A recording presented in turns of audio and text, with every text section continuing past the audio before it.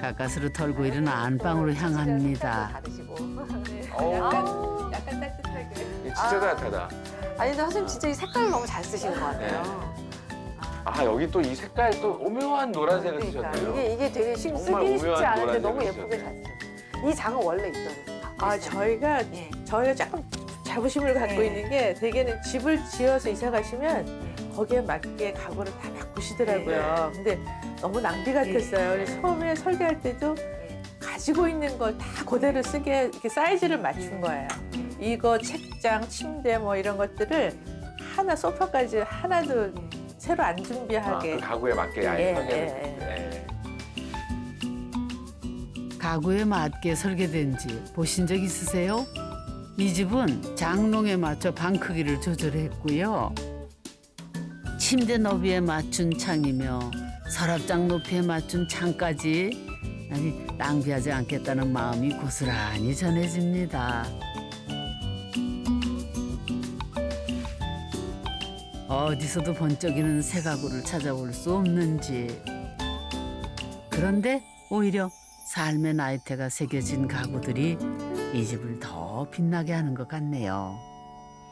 이게 삶의 구비구비마다 그냥 선택했던 가구들인데 집을 새로 지었다고 멀쩡한 걸 다 버린다고 생각하니까 너무 속상하더라고요. 뭐 쓰던 냉장고나 가전제품까지 뭐 전부 활용하는 식으로 계획을 세웠죠. 심지어 알뜰살뜰은 저는 밖에 어디 나갔다 오다가 뭔가 주워와요.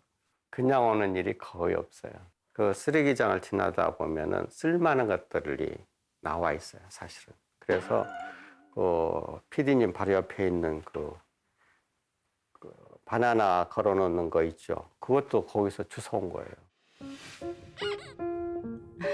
주워온 게 어디 이뿐일까요? 현관 옆에 우체통은 물론이고요. 남이 버린 쓰레기들이 이 집에서 새 생명을 얻습니다.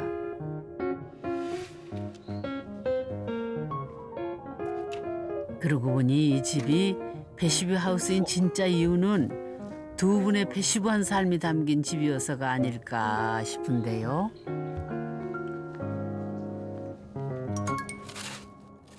매일 아침 텃밭을 찾는 이유는 또 뭘까요? 겨울이 돼서 땅이 많이 단단해졌죠, 얼어서. 아, 음식물 쓰레기를 묻는 일로 하루 일과를 시작한다지요. 음식물 쓰레기를 저기서부터 쭉 묻기 시작해서 한 3년, 3바퀴 돌은 것 같아요. 그래서 지금은 많이 땅이 나아졌어요. 예. 음식 찌꺼기도 전부 퇴비로 활용하는 부부십니다. 네, 정말 버릴 것 없는 알뜰한 삶을 사시네요. 고양이도 다 있어요? 3마리 다? 다행이네. 딸이야, 이리 와. 살뜰히 챙기는 고양이 가족도 생겼답니다. 딸이야, 이리 와. 이리 와. 밥 먹자. 이렇게 이때 만져볼 수 있어요. 다른 때는 도망가요. 밥 먹자. 녀석들 돌보는 일이 나름 소소한 즐거움을 준답니다.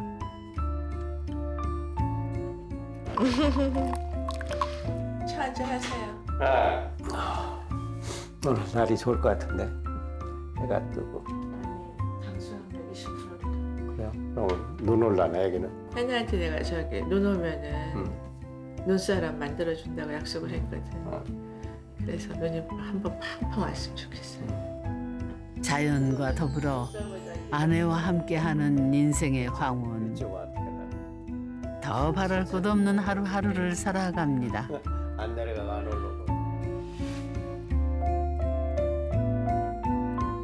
볼수록 따스한 삶의 온기로 가득한 이 집. 이제 2층 다락방도 살펴봐야겠죠? 주방 옆으로는 나무 계단을 따라 오르면은요, 복도 끝에 다락이 자리하고 있답니다.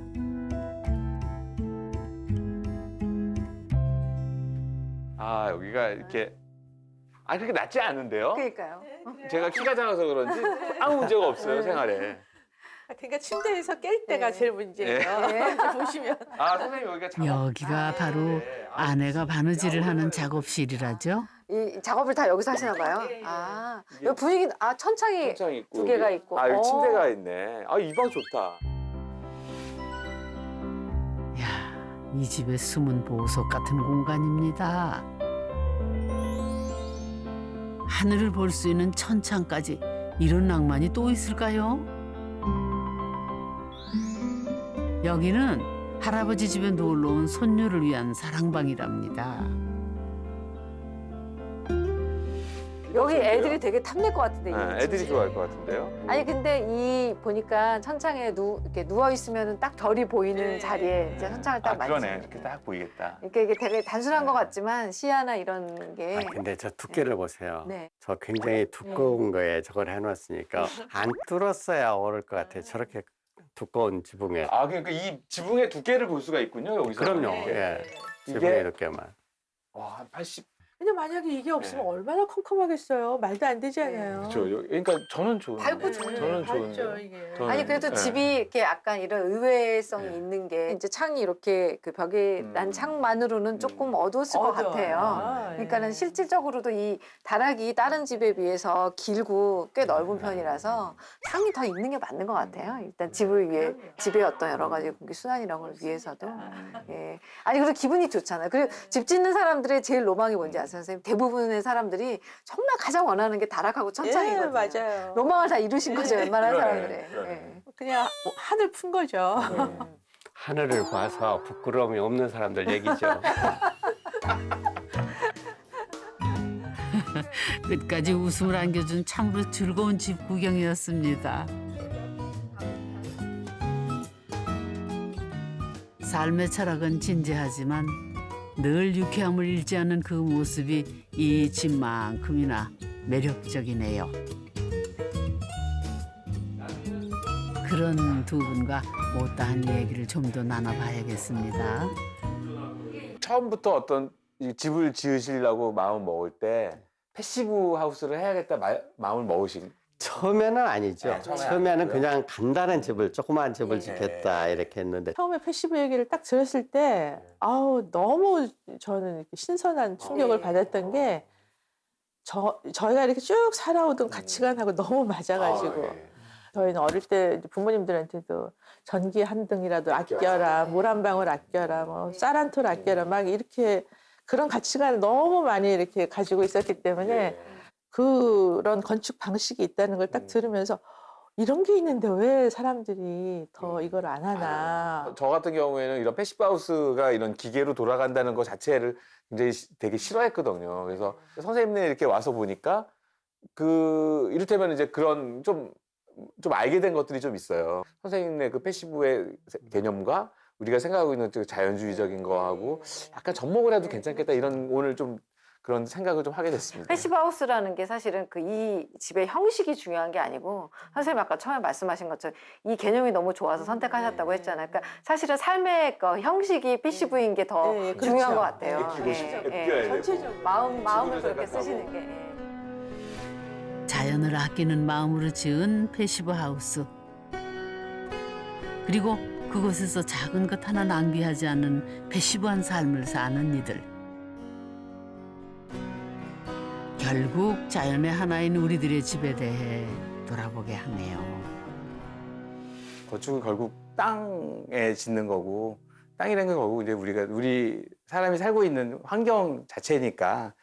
근데 이제 지금 그래서 친환경 굉장히 이제 사람들 얘기를 많이 하죠. 근데 그게 몇 가지가 있는 것 같아요. 그러니까 친환경 소재를 쓰고 이러면서 친환경 얘기를 하는데 그건 나를 위한 친환경이죠, 사실은. 내 몸에 좋은 친환경이 많이 있고 사실은 이제 진짜 친환경은 뭐냐면은 이 환경에 해를 안 끼치는 것이 사실은 친환경이죠. 그러니까 이를테면은 우리가 연료를 덜 쓴다든가 아니면은 나중에 이제 뭐 이 건물을 짓고 나서도 허물 때 뭐 쓰레기가 많이 안 나온다든가 뭐 이런 집처럼 크지 않게 지으면서 내가 어떻게 하면은 에너지를 덜 쓸까 고민하는 것 자체가 친환경의 시작이라고 생각을 합니다. 어떻게 보면은 우리가 이렇게 집을 지을 때 친환경이나 이런 뭐 패시브나 아니면 자연과의 어떤 조화로움이나 이런 걸 생각을 할 때 삶 자체가 이제 건강해지는 거죠. 삶의 태도가 건강해지는 거, 이렇게 좀 사람들이 그런 거에 대해서 좀 더 고민하고 그거와 결부시켜가지고 집 짓기를 생각하시면 더 좋지 않을까 그런 생각이 들어요.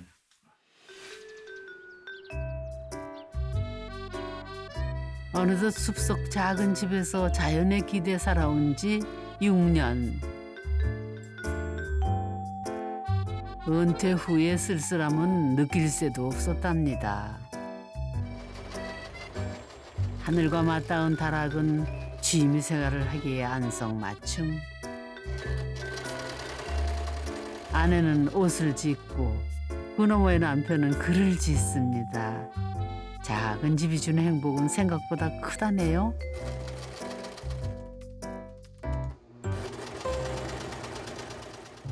편안하구나 이렇게 어느 때보다 이제 안정된 느낌 이런 걸 느끼고 있죠.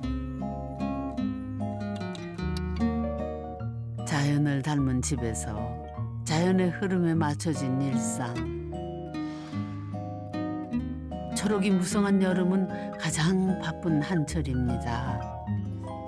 음식물 쓰레기가 많이 나와요. 사실 패시브하게 산다는 게 그리 특별하지는 않답니다. 어쩌면 가장 자연스럽고 건강한 삶의 방식이니까요. 산골에 집을 짓고 사니 그저 시간의 흐름에 얹혀간다. 봄, 여름에야 말할 것도 없이 농사일을 배우느라 바쁘다.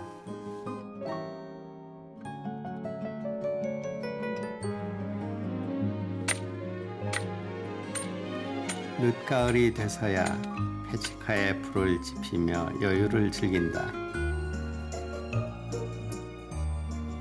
집 주변 정리를 마치고 소파에서 헝클어진 자세로 책을 보다가 낮잠이 든다. 서울에 사는 아이들도 은근 시골 생활이 좋은지 주말마다 내려온다. 지금까지 살면서 가장 잘한 일은 이 집을 지은 것이다.